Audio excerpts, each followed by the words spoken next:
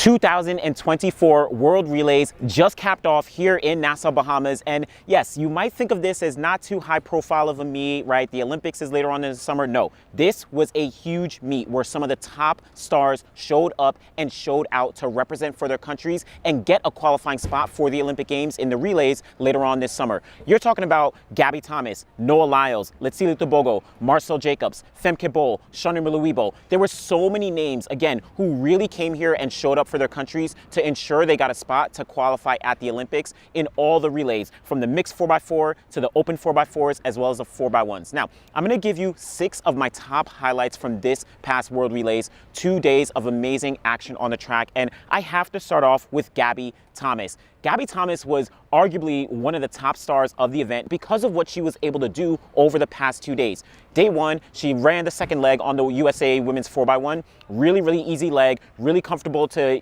get them qualified for Paris and then of course for the final on day 2. But then day 2, Gabby Thomas, again, on the second leg for the USA 4x1. We had Tamari Davis to Gabby Thomas to Celera Barnes, anchored off by Melissa Jefferson. Gabby Thomas then 20 minutes later, after they won that gold medal, stepped right back onto the track to run another leg on the women's 4x4. I think this is her first international 4x4, at least representing the United States, and she managed to split 49.58 seconds. Again, just 20 minutes coming off that 4x1. I mean, it's been a great preparation. At the end of the day, I knew that the girls would have it regardless. I mean, we have a great 4x4 squad, but it's a testament to how we came up to World Relays. We came prepared, we came with the mentality. We knew we wanted to get the job done, and we were committed to that. So like Cornera said, she set me up well.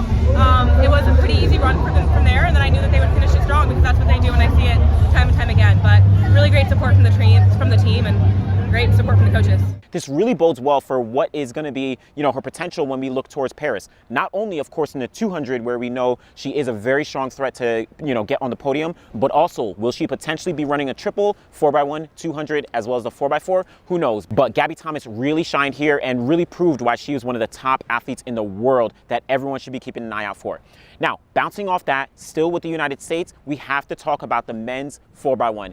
The men's 4x1 has always had some struggles and some ups and downs over the past couple decades. If you take a look back, the United States men have not won a single medal in the 4x1 at the Olympic Games since 2004 when they got the silver medal. But here in the World Relays, they proved why they are not only the gold medal favorites, but can potentially challenge the world record. I mean, that might be kind of crazy, but this team really put things together. Courtney Lindsay on the first leg, handing off to Kenny B, handing off to Kyrie King, handing off to Noah Lyles. On the first day, they ran 37.49 seconds to not only get their qualifying spot for Paris, but also qualify into the final on day 2. Well, in that final, they stepped it up even further, 37.40 seconds, which, if you remember not too long ago, that was a former world record that the United States held. So you're talking about a team coming here in, early May to be able to run 37.40 seconds, just getting, things together, just practicing handoffs. They had some really clean handoffs. I got a chance to see them practice, before the meet started. And listen, they have some great synergy. And based on the energy that they were giving off, after the race, this might be the team that we need to put in the Olympic Games. I wish that we were in a situation where they could just take us because we already have that chemistry. We already live right next to each other, 15 minutes away. So, if anything, knowing that we would have a good relay no matter what, even if none of us make it onto the team. So you think this squad should be the same squad that goes to the Olympic Games, considering how much you've practiced? I definitely do. I feel that way. I think the time says it too. Yeah, I really do. Yes, I know that there's so many other guys that are definitely going to be, making the Olympic team in the 100, making the Olympic team in the 200. But hey, if we have the chemistry, if they have the synergy, could this be the Olympic team? I don't know. I'm not going to make a prediction on what the team will be like, but they really put things together. And I want to give a huge shout out to Kenny B. Kenny B really has been dominating that second leg, again, all throughout the weekend. And he has proven himself to be a mainstay potentially on this relay. Put that man on the team. Straight up. Yeah, I'm trying to put my foot in for the team. So, I hope this stamp that and we'll see what happens. He's advocating for it. So Kenny B, definitely look out for him. Noah Lyles with that anchor. Courtney Lindsay really throwing it down on the first leg. And then Kyrie King. Don't even sleep on Kyrie King just because his open bests aren't as fast as some of the other guys. they really put things together on this relay. So huge shout outs to the men's 4x1 and what they did here. Keep a lookout for what they're going to do in Paris. Now, for my number 3 highlight, I have Letsile Tebogo representing Botswana. Now, we all know him as a 100, 200 runner. You know, he got the silver medal in the 100 in Budapest last year, followed that up with a 200-meter bronze medal in Budapest, has a personal best of 19.50 seconds in the 200, but he is on the Botswana 4x4 here at the World Relays, and he showed up and showed out. Now, he did preview what he's capable of in the 400, running 44.2 a little bit earlier in the season, 300-meter world record as well. But here on the 4x4, in the heats, Letsile Tebogo came out and split 43.4 seconds in the heats of the 4x4. Then he followed that up in the final and split 43.7 seconds. It feels great because it's something that we have started preparing for when the season started, because we saw, when you look at the 400 that I ran, it was a build-up for the 4x4, you know, coming up to the World Relays. So since we are done with the World Relays with this gold medal, I believe my job is done. It's now to focus on the 100 and the 200. I mean, you're talking about, again, a guy who is a 100, 200-meter sprinter. We spoke to him afterwards, and he said that he is only focusing on the 100 and the 200, so no plans for the 400. We can kind of shut that down for now. Said maybe in the future. But for him to show up and really put his team in a great position to not only qualify for the Paris Olympics, to win the 4x4 final here at the World Relays, but potentially be in the conversation for a gold medal. I mean, Botswana has a very, very strong team, and Letsile Tebogo really proved why he is a triple threat in terms of the talent and the ability across the 100, 200, and the 400. Again, my third highlight, Letsile Tebogo in the men's 4x4 representing for Botswana. Definitely keep a lookout for what he's going to be able to do. Again, he said he's only running the 100 and the 200 when we get to Paris, so let's leave that conversation there. He also spoke a little bit about the world record and how he doesn't want to necessarily be in that conversation, but I don't know, we're going to see how that plays out. Nah, take me out of that world record conversation, because I don't want that pressure to put myself in. So let Lyles speak about the world record, and everybody who wants to speak about it. I'm not part of that team.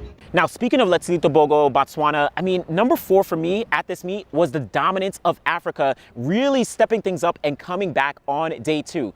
Now, day 1, we saw a lot of African nations, unfortunately, not make the automatic qualifying spots to get to the Olympic Games, whether it's Côte d'Ivoire women in the 4x1, Nigeria in the 4x1, Liberia, as well as Ghana in the 4x1. A lot of these African teams didn't get those automatic qualifying spots, but day 2, this was their time to shine. Back-to-back performances of African nations getting their qualifying spot to the Olympic Games in the 4x1s, and it just turned into an absolute celebration. You're talking about the Côte d'Ivoire women, led by Marie-Josée Talou and Muriel Houre. They got their qualifying spot. Then you had Liberia on the men's side. They got their qualifying spot. Nigerian women on the 4x1. They got their spot. Ghana in the 4x1. They got their spot. South Africa, they got, I mean, everyone from the entire continent was getting their spot. And I was speaking to Joseph Mboulé after, he ran to the wire to literally qualify Liberia by the skin of, his hair. They went into the mix zone and all of them were absolutely celebrating.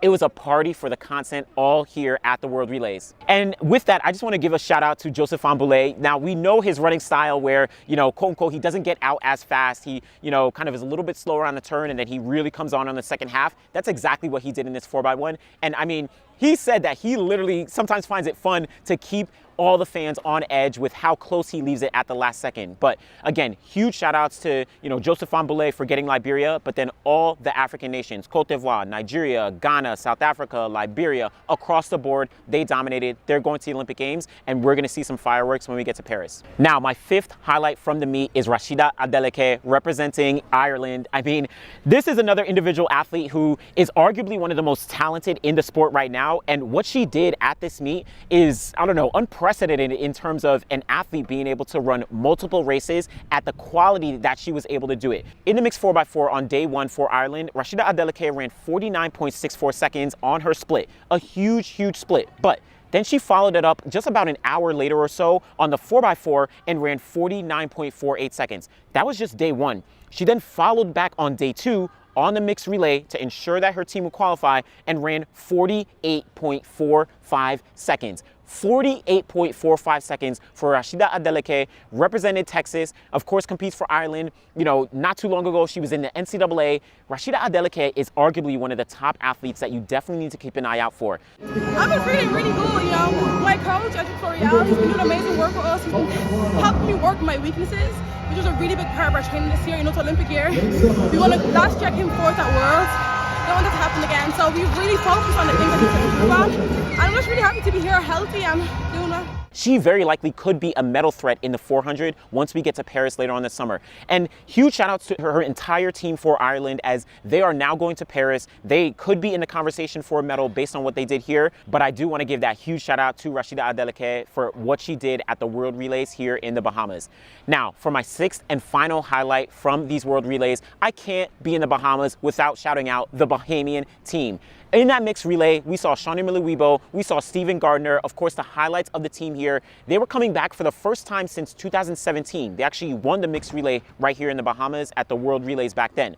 But on day one, they actually weren't able to qualify in the mixed relay. They had a very, very stacked heat that included the Netherlands, that included the Dominican Republic. Both of them are actually medalists at, you know, Worlds and Olympics when we're talking about the mixed relay. So Shani Miller, as well as the Bahamas, they finished in third place on day one, which meant that they had to come back for day two for the repechage rounds. But they knew that this was their moment. This was going to be their chance to get to the Olympic Games, and they had the entire stadium behind them. Stephen Gardner passed it off to Shania Adeleke, who was arguably the star of this race. I mean, she wasn't one of the fastest, right? She's not one of the top names and doesn't have some of the fastest times, but they knew that they can count on her, and she really performed. She really showed up and showed out on her second leg. Oh my gosh, we just give God thanks and praise. Everyone came up here and we stepped up today, and you know, especially the little youngster, man, she ran so well, and I think she got the rest of us really excited and pumped to go. But she then passed it off to Alonzo Russell, and then Shauna Miller, she anchored it off for the Bahamas. Again, hometown crowd. I mean, if you could have only experienced what this crowd was like when Shani Miller crossed the line to get Bahamas that spot at the Olympic Games, it was absolutely magical. And they really are getting the chance to actually compete on a relay. The Bahamas does not get the chance to run relays at the Olympic Games, especially on the women's side, right? Shani Miller, she's a two-time Olympic champion in the 400 over the past two games. Stephen Gardner, he's an Olympic champion from the past Olympics as well. But Miller has actually never run a relay at the Olympics. Guess what? They're getting a chance to do so in Paris this summer. And guess what? They are very likely medal threats, if not gold medal threats. You know, we're really excited with it because we actually do have a really good team. You know, a lot of our youngsters are in college right now. They weren't able to come out for this one, but we're a pretty good team. We've set up, and I think we're really going to take a crack at the world records when we get down there. Yes, we of course know teams like the United States, the Netherlands, right, Dominican Republic, they're going to have some strong teams, but Bahamas is very much going to be a fan favorite, and they have some big guns. So keep a lookout for the Bahamas. Listen, that was just 6 of my highlights from the 2024 World Relays right here in Nassau, Bahamas. This was an electric meet. I love the fact that it was an Olympic qualifier. It brought so many different stars out, and we're going to see all of them competing in Paris later on this summer. So appreciate y'all. As always, be sure to follow Citius Mag on all platforms: YouTube, Twitter, Instagram. We got you with all the coverage. Check out all the interviews from the meet, and yeah, be sure to tune in. We're probably going to be back here next year. Thanks for watching, y'all.